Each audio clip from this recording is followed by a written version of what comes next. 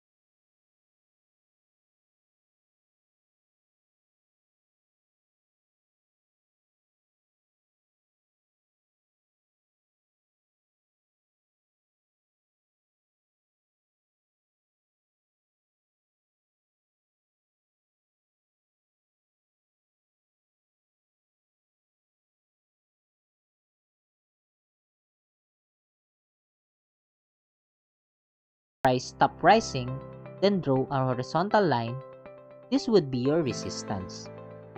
Then third, the reaction of price going down after it hits a support area will now be your pullback.